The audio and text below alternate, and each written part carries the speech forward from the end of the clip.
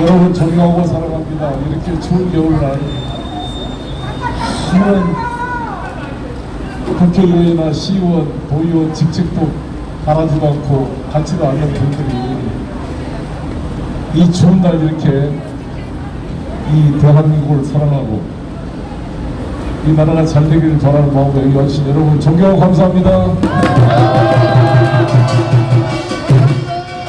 저도 5선 국회의원을 하면서 해외에 많이 의원외교 활동으로 나간 때가 많았습니다. 다녀보고 또 아시다시피 중국 칭화대학에서 1년 동안 방문 교수로 활동도 해봤고 최근에는 프랑스 경영대학에서 방문 교수로 있으면서 유럽을 돌아봤습니다. 볼 때마다 느끼는 것은 정말 우리 대한민국이 좋은 나라이다.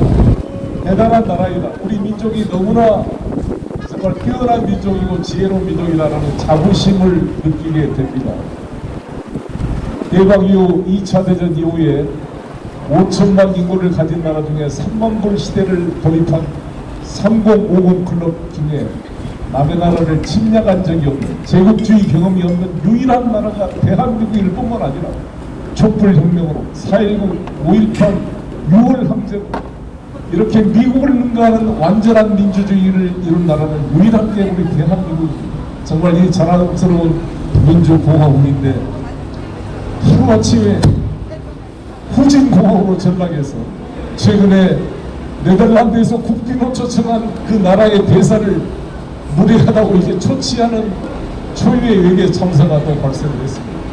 부끄러운 것은 국민의 몫입니다. 이걸 보면서 우리 느끼는 것은 깨어있는 시민의 조직된 힘이 항상적으로 견제 감시하지 않으면 민주주의는 항상 허약한 일면이 있기 때문에 한편 강하면서도 조금이라도 주인된 국민이 감시를 게으려면 언제든지 이게 거꾸로 돌아갈 수 있다는 사실을 우리가 경험하고 있습니다. 역사는 직진만 하는 게 아니라 좌우로 가면서도 발전해 갑니다. 이 윤석열 정권이 걸림돌이 돼서 우리 민주공화국을 비틀거리게 만들고 있지만 이 국민과 이 시민들의 거대한 불길이 이것을 밀고 가고 갈 수밖에 없다고 생각합니다. 그 현장이 바로 이곳이라고 생각이 들고 현장에 함께해 주신 여러분 정말 감사합니다. 이 나라가 지금 너무 어렵잖아요. 지금 이제 각 회사 회계 연도가 되면서 막 돈 때문에 지금 각 기업체마다 난리라 그럽니다. 여기 정산 맞추느라고 매출도 떨어지고 이 국가 살림도 그냥 세수 59조 세수 백성이 난다 그러고 아이고 무역 적자도 늘어나죠. 이런 상황에 그냥 유일하게 풍족하게 돈 쓰고 해외에 돌아다니는 유일한 이 대통령 놀이하는 사람들 빼놓고는 다 힘들어 죽겠어. 그런 거 아닙니까? 그 상황이. 거기에다 이 크리스찬 대우의 명품 문제까지 발생됐는데 이재명 대표 사모님 법한 논란을 가지고 이번에 수사관이 40명이 파견된다고 그래요. 주변 압수하는데 아니 광교까지 경기도청까지 거리도 보는데 서울중앙지검에서 여기 한남대교만 걷다 바로 여기 올 수 있잖아요. 바로 압수수색하는데 얼마나 빠르겠어요. 이 차 한 대만 해서 4명만 와도 압수수색해도 다 나올 것 같은데 그게 안 되고 있고 아마 이 초심님이 공하는 거를 형사 일부에 배당을 했다 그러는데 저를 담당하고 있는 반부패 수사 2부가 특수부 아닙니까? 여기가 김건희 여사 주가 조작 사건을 여기서 담당하고 있어요. 당연히 이쪽으로 해야지 왜 형사 일부에 배당을 했는지 참 이해가 되지 않습니다.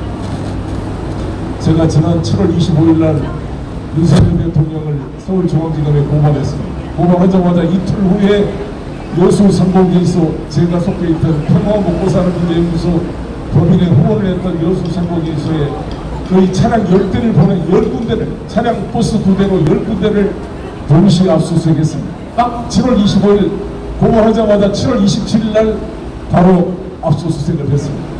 그래가지고 그때부터 막 수사에서 이제 결과를 해가지고 저를 이번에 드디어 영장 청구를 해서 내일 모레 이제 갈 예정입니다. 저야 뭐 영장 청구 제 문제는 차치하더라도 이번에는 꼭 이 말만 하고 싶습니다. 영장을 보니까 이렇게 돼 있어요. 이 2년 전에 민주당 전당대회 돈 봉투를 살포해서 돈으로 유권자를 매수해서 대의민주주의의 중대한 문제를 발생시키는 범죄 행위다라고 저를 이렇게 비난을 해놨습니다. 이 한동훈 장관, 이원석 총장, 송경호 지검장한테 반문하고 싶습니다. 여러분, 정당 민주주의가 뭡니까? 저는 적어도 저 송영길은 민주당의 역사상, 민주당이 용보선의 국파, 장면의 심파, 장면의 심파를 계승한 김대중 동교동, 윤보선의 국파를 계승한 김영삼 상도동, 친노 친문 민편년, 어느 곳에도 저는 속하지 않는 정말 계보가 없는 불뿌리 정치인 송영길이었습니다. 제가 지난번 전당대회 당대표 당선될 수 있었던 것은 문재인 대통령께서 말씀하신 것처럼 기회는 평등하고 과정은 공정하고 결과는 정의로운 대한민국을 만들겠다. 민주당이 그런 가능성을 보여준 저는 것이라고 생각합니다. 특정 계보에 속하지 않고 청와대 출신들이 특정 후보를 전폭적으로 지지함에도 불구하고 계보도 없고 조직도 없고 돈도 없는 저 송영길을 당선시켜준 것 자체가 저는 민주당의 저력을 보이는 거라고 생각합니다. 맞습니다. 이에 비해서 이게 다른 살아있는 정당을 보여준 사례가 송영길의 당선이라고 보는데, 이에 비해서 국민의힘이 어떻게 했습니까? 여러분, 정말 이준석 대표를 토사구팽으로 쫓아내고 경선 룰을 대통령이 지시해서 바꿔가지고 아예 국민 여론조사를 없애버리고 전당원 투표를 해서 국민 지지율이 높았던 유승민을 배제시키고 나경원을 주저앉히고 안철수를 저격해서 사실상 김기현 대표를 임명하다시피 만든 게 지난번 국민의힘 전당대회였습니다.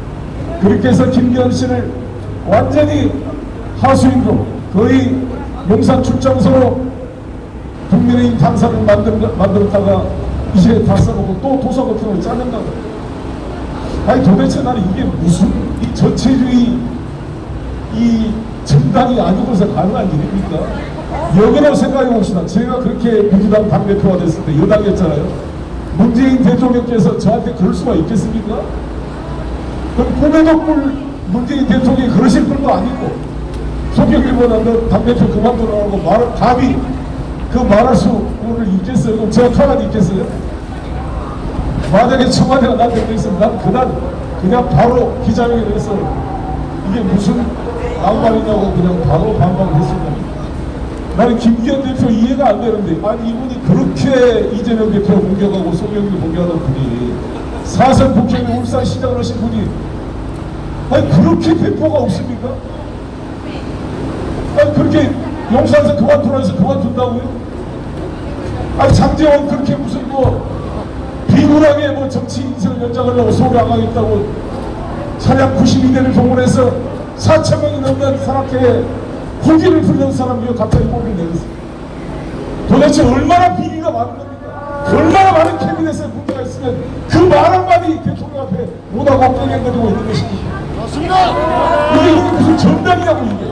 김건희 여사가 임명한 사람이 국회의원 그렇게 4년마다 고생해가지고 산밭집 돌아다니고 지역구 돌아다니면서 발표 펴놔가지고 겨우겨우 국회의원 당선된 양반들이 말 한마디 못한다는 거예요.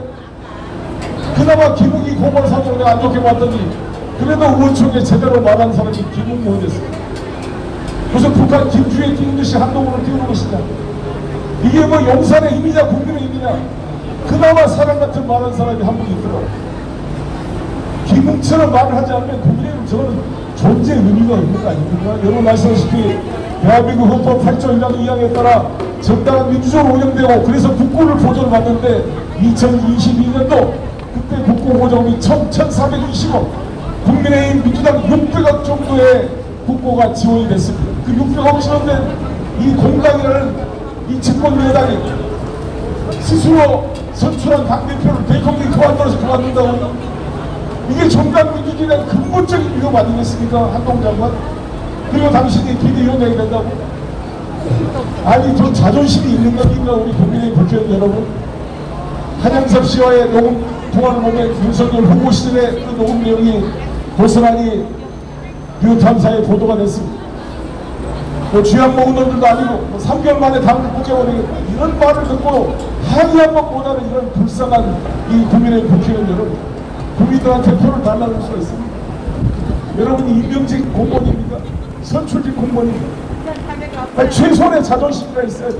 유신독재같이 힙한 박정희 시대 때도 김동태를 잘라내면 항거하고 싸우고 파동이 있었습니다. 모아당 때도. 이건 뭐야? 완전히 유신독재 때보다 행태를 또 고소합니다. 또 아니고 100명이 넘는 이 국민의 국회의원을 어떻게 국회의원이 되겠다고 다시 출마할 자격이 있습니다. 국민 70%가 김건희 특검을 바라왔는데 그 말 한마디 못하고 한동안 만세하고 있는 이 김성원, 지용호 이런 한심한 지용호 당신은 북한에서 탈북해가지고 여기 국회의원 돼가지고 뭐 지금 조선노동당이지 않습니까 이게? 최고저는 무슨 만세 부르는 거예요? 그런 한심한 당의 국고를 600억씩 줘야 되겠습니까 이게? 정말 국민의힘은 이 김건희 문제와 이거는 제대로 못하면 사실 표를 달라고 하는 명분이 없잖아요 여러분. 정말 김웅권을 보고 반성하세요. 국민의힘은 여러분. 김기현 당대표 어디 숨어있고 그러지 말고 말 한마디 해야죠. 사선의원의 울산시장에 당대표 제가 이주석 전 당대표 이야기를 들어봤더니 김기현 의원도 대권 욕심을 가지고 뛰고 있다며. 대권 욕심이 있는 양반이 그 말 한마디를 못해. 도대체 강성우 부총장 김태우 누가 공천했습니까? 누가 봐도 사실상 윤석열 대통령이 사면복권 시켜서 공천은 아닙니다. 이것은 한동훈 검사가 기소했던 박근혜 대통령이 이한국 공천심사위원회를 만들어 최경환, 조원진을 동원해가지고 친박원들의 공천 여론조사 다 지역구 지정해가지고 친박원 당선하기 위한 그 기획을 통해서 이 당내 공천 개혁으로 2년 실형을 받았던 사안입니다. 그 기소한 검사가 한동훈입니다. 지금 청와대 출신들 검사들 낙하산으로 지역구 정해서 하는 것 자체가 다 공천 개입. 바로 한동훈 윤석열이 박근혜 대통령을 기소했던 그 범죄 사실을 그대로 재현하고 있는 것 아니겠습니까? 맞습니다. 다 이거 기록되고 있습니다. 국민들의 캐비넷 속에 윤석열과 한동훈의 범죄행위가 쌓이고 있지요? 이 국민의 캐비넷이 열려서 제가 월요일날 영장심신신청 받으러 법원을 갑니다만 저는 가면서도 윤석열, 김건희, 한동훈 등이 영장실질심사를 받기 위해 걸어가는 프로토라인의 사진을 상상하면서 끝까지 여러분과 함께 싸워 나가겠습니다. 감사합니다.